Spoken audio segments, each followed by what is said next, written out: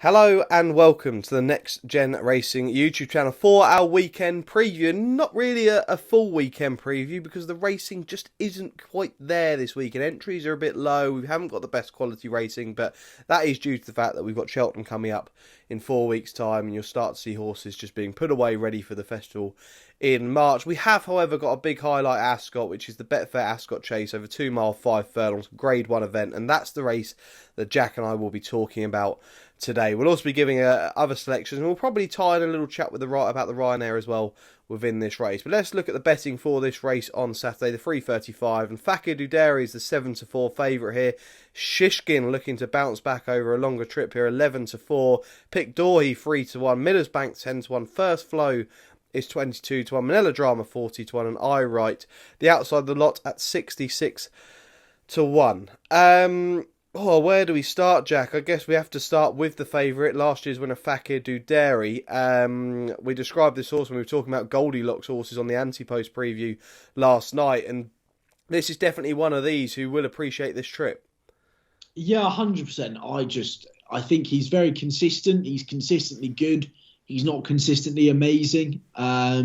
He's just waiting for something to come and beat him, it seems like. And I mean, even when Horton Couleur came up sides and led last time out, still couldn't beat him. Galopin de Champ obviously got the better of him on his penultimate start at Punchestown, but it just looks like he's not quite the force of old. I mean, he was given an RPR of 166 for his win at Thurles last time out. I think that was quite generous because I think he was off the bit quite early, and Horton Couleur came to beat him, the 6-year-old, quite comfortably. I mean, his win at Aintree in April, I think, was quite good on better ground. Of course, he won this last year, but he just got the better of First Flow with a really nice jump at the last fence. And of course, First Flow is only rated, 156 now. So I do think there is definitely something there to beat him.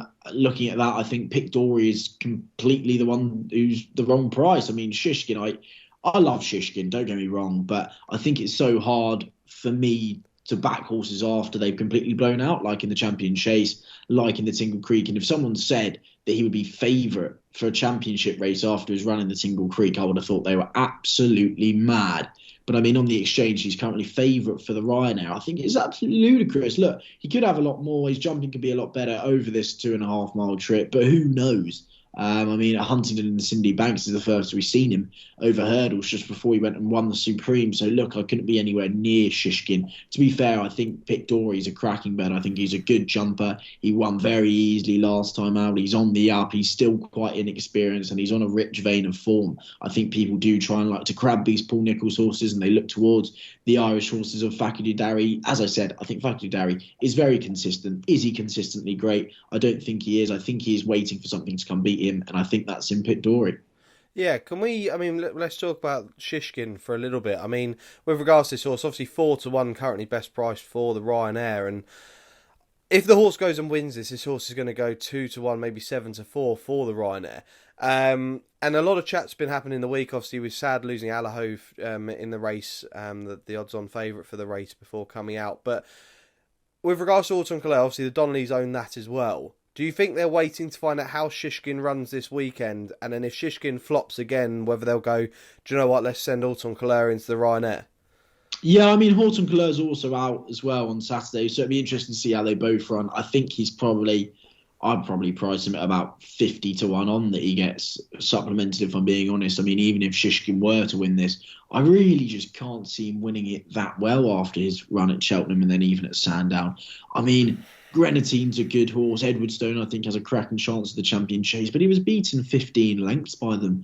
I think he's got an awful lot to do if he's going to bounce back here. And I know he was an absolute force at Ascot last year, at Kempton in December as well in 2021. But look, he has an awful lot on his plate. And I mean, for him to be shorter than Pick Dorhe, who's on the up, I find it absolutely ludicrous. I think the Ryanair is an absolute mess at the moment. If you look on the exchange, you got Fury Road, the third favourite, got Fakir Duderi 5-1, Shishkin's 9-2, Blue Lord 6-1, and people kind of shoehorned him into this 2.5 mile division rather than being the Champion Chase good thing that he kind of was after his win not so long ago. So look, it's a really, really odd market. You've got Alton Collar, of course, in there on the exchange at 10.5, and he's not even entered as of yet. So the Ryanair's an absolute mess. I think this race is somewhat of a mess, but I do think it's going to suit Pic D'Orhy more so than Cheltenham will suit Pic D'Orhy. But yeah, looking at Shishkin, I think he's got it all to prove, and goodness me, I wouldn't be going anywhere near him at his current price. Yeah, it's fascinating. I mean, I'm with you as well. Pic D'Orhy, I think this flat track, his jumping the last day, like I said yesterday evening, I just said that about this horse in January, and I will be backing this horse again. I think 3-1's actually a cracking price in this field. I've always liked Fakir Duderi, but I just think that he's a good horse, but he just never really, to me, has seemed like an excellent horse, if you know what I mean. Shishkin, my opinion with regards to this horse is that if he does win this race, I think it's a good enough race. If he does win this race, I think he will win the Ryanair, but I cannot trust him to win this race at all. But if he came out and won this, I'd understand the fact that he'd go 2-1, 7-4 for the race. But it just didn't look like he loved the game, Jack, and that'd be my worry. Yeah, don't get me wrong. I mean, if he goes and wins this, then yeah, of course, my opinion will completely change. But I mean, at the moment, I think it's absolutely ludicrous to see him so short for this and for the Ryanair. I mean, we see it time and time again how hard it is for these horses to come back from big injuries, big setbacks. He had a wind surgery as well in January. And I mean, if that's done the trick, then fair enough, fair play. He's won at Ascot. He could do it again, stepping up in trip as breeding suggests. It's not going to be an issue. But I just think you've got to be a brave, brave man to keep the loyalty today. Yeah, can you see anything with the other runners in the field? I mean, First Flow obviously loves the course, and he'd probably be looking for an absolute downpour. Is there anything else that you could see hitting like the frame, or do you think it's all about the top three in the market?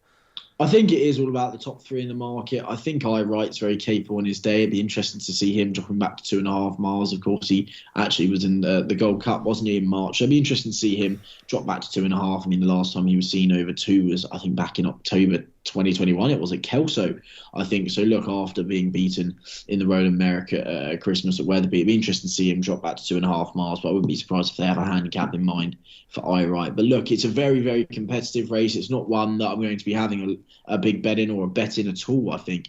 But I do think Pic D'Orhy is probably the value play at the moment. Wouldn't be surprised to see Fakir Duderi win. But I mean, I hope I see Shishkin back. I just can't see it at the moment.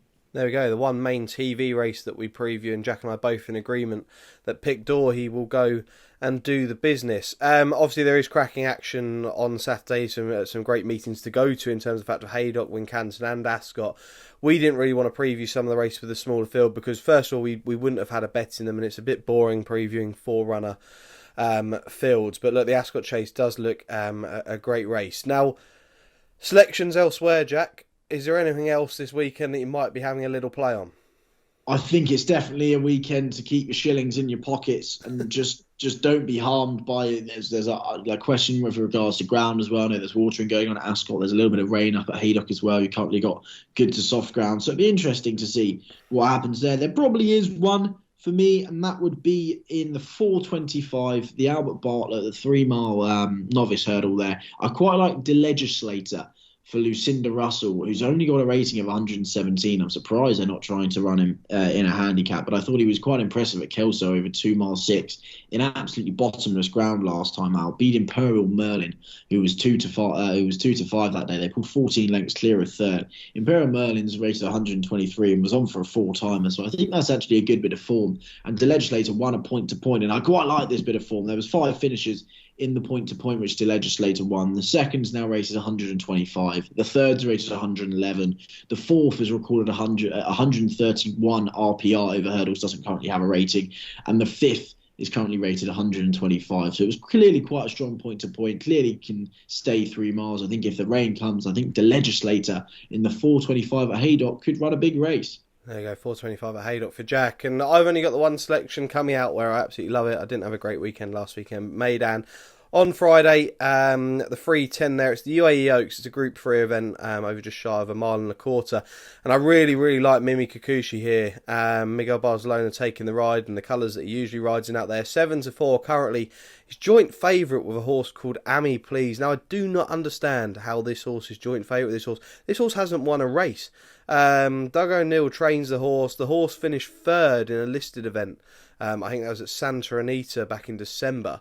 I just do not understand why this horse is a joint favourite. I thought Mimi Kikuchi in the UAE 1000 Guineas looks exceptional. This step up and trip is really going to suit. There's actually been a drift on this horse from 11 to 8 out to 7 to 4. That wouldn't put me off at all. There's a big gap in the betting, 8 to 1 back to the rest of the field, and Mimi Kikuchi just looked so good. She tracked the leader and just absolutely pinged clear. And like I say, she was not stopping at the line. So the UAE Oaks could be the one for her. And a lot of horses do like to go on from the UAE 1000 Guineas to the UAE Oaks and have a really good record. So yeah, I'll be taking Mimi Kikuchi. Short price, but I'll be taking the 7 to 4 in the 310 out at Meydan. And that is it for the weekend preview. Like I say, short and sweet, but I will keep plugging this until we get to it. But the Cheltenham Festival preview, 3rd of March at Pagham Cricket Club. Jack, are you looking forward to it? It's going to be a cracking evening.